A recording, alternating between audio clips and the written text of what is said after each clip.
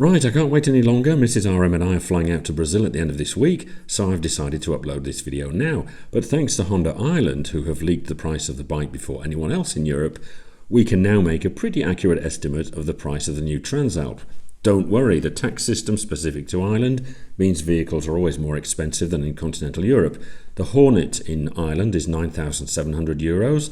In France, my arbitrary but fairly representative gold standard for prices in this video is €7,800, a €1,900 difference. So, working on a similar difference with the Transalp, we get 12,500 minus 1,900, which equals 10,600. And unlike with the Africa Twin, Honda appears to be pricing the three colour options identically. But to be on the safe side, let's say €10,750 for the Transalp. In this video, I'm going to take a detailed look at all the options available, the prices, and which, if any, I'll be speccing my bike with. Strictly speaking, apart from the colour, there aren't any actual options. These are all dealer or customer install accessories, insofar as if you want the tall screen, for example, the dealer will screw it into place for you and then give you the factory screen you already paid for in a box to take home with you.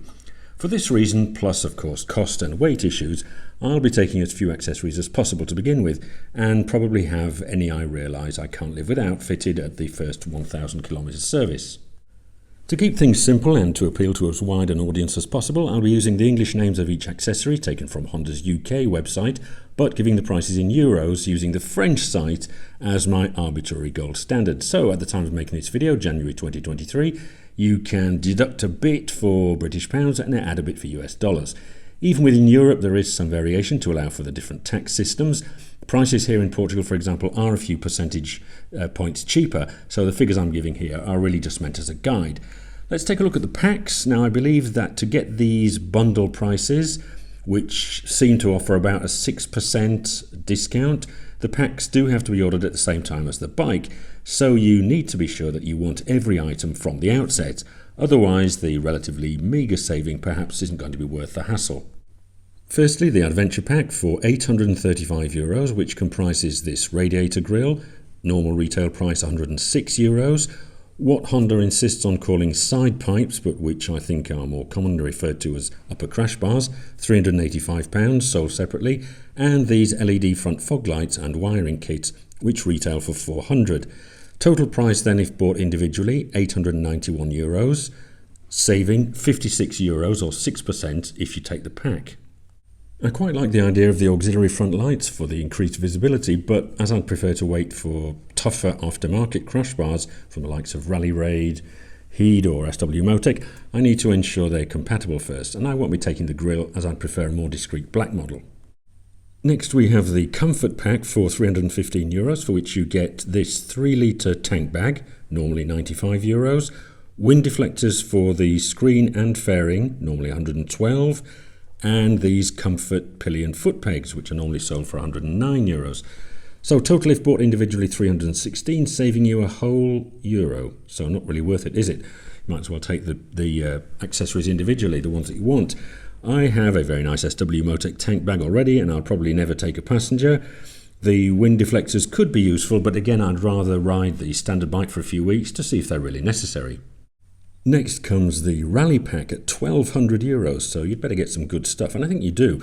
This skid plate, $459 sold separately, hand guards $140, lower crash bars or engine guard as Honda calls it, $315, the quick shifter, which by all accounts works rather well, at least on the mechanically similar Hornet, €276 sold separately, and off-road pegs $105. So if you buy all these items separately, you have a total of €1,295. So if you buy the pack for $1,200, you save €95 or about 7%.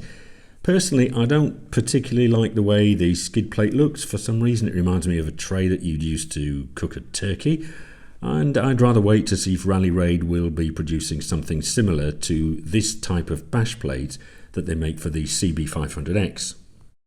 It's pretty much the same for the handguards, to be honest. OEM handguards are often just decorative, providing wind protection at best. They often break the first time you drop the bike, so I think I'll wait for bark busters to make something a bit sturdier. With the narrow CB500X, you can get away with no crash bars at all simply by combining the Rally Raid engine guard with Barkbuster handguards, and I'm hoping the similarly lithe Transalp will be the same. Otherwise, Heed in Poland, my go-to crash bar manufacturer, recently confirmed to me that they will be making bars for the Transalp as soon as they can get hold of the bike, and I imagine the same goes for all other major players, SW Motec, Hepco & Becker, GV Touratech, Outback Motortech or Lomo. Now, I don't think I'll be going off-road that much, and there isn't much wet mud in Portugal anyway, so I don't think I need these special rally pegs, and SW Motec make these very nice multi-adjustable dual-purpose pegs should I ever change my mind. The quick shifter, on the other hand, for me is a no-brainer, and I'll definitely be taking that. Totally unnecessary, especially on an adventure bike, but it's great fun and relatively cheap here at only €270. And it's something that only Honda can do really, so no point in waiting for aftermarket options. Then we have the touring pack, and as the name suggests, this is basically the luggage but not the top box, and for your €1,400 you get rear side panniers, mounting brackets and lock. If you want to see these, by the way, they're identical to the panniers on the NT1100. These would normally be €1,205. You get a pair of inner bags, which I can't find a price for individually on the website for some reason. A set of decorative aluminium panels, €115, and heated grips, which would normally be €212.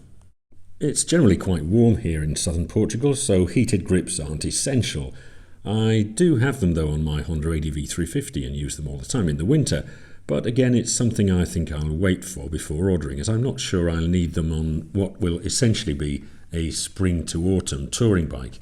As for the luggage, for various reasons I won't go into here, I'm more of a semi-universal soft bags kind of guy, and as I already have some nice SW Motec stuff purchased for previous bikes, and which I continue to use from time to time on my Triumph Speed Twin and Honda ADV, I'll just have to wait, hopefully not for too long, for SW Motec to bring out the Transalp specific mounting brackets. And finally, the Urban Pack for €1,015. Now, this is the pack for all you top box diehards. You get 50 litres of storage, mounting base, lock, inner bag, decorative aluminium top panel, and the pillion backrest, normally €710. Then you get the tall windscreen, €145, sold separately, and the €190 centre stand. So, total, if purchased separately, €1,045, saving €30. Is it worth it really? Now, personally, I just can't bring myself to put a top box on any bike, even a scooter. I think they look terrible, like putting a roof rack on a Lamborghini. I know they're very practical, but I'd rather just take less stuff or the car. Not to mention the putting weight up high thing, so I tend to use tail bags, and I've already got a very nice one from SW Motec. Tall screen? Yeah, maybe, but this is another thing I need to test on the bike. Maybe the short screen will do. Centre stand, well, I don't really have a need for one. Yes, I know they're very useful if you have to remove the rear wheel, but some aftermarket engine guards, like those from Rally Raid, use the centre stand mounting holes, so I need to be careful. So, after all that, what's my final build going to look like? Well, my supplying dealer, Angel Pilot in Portimão, in the south of Portugal, is offering €400, I think they said it was, off any accessories I like. So I'll probably just go for the quick shifter, wind deflectors and USB charger. Angel Pilot's contact details are in the description if you want to give them a call. Going on past experience, I've found they offer the most competitive deals in southern Portugal. Anyway, as you can see, I'm not taking that many options, and they're all cherry-picked individually, unless you're absolutely certain that you want all the items in each pack. The saving of only 6 or 7% over the individual prices, in my opinion, doesn't make the packs very interesting. I'm just taking the USB charger, quick shifter and deflectors, which conveniently add up to the €400, more or less, that my dealer is offering. So, in a way, I'm getting the accessories for free. So with the various fees and taxes, the final on-road price is about $11,250. Yeah, it's probably a good $1,000 or so more than it would have been a couple of years ago before COVID, Ukraine, inflation, etc. But what are you going to do? Life is short and we might as well enjoy ourselves while we can.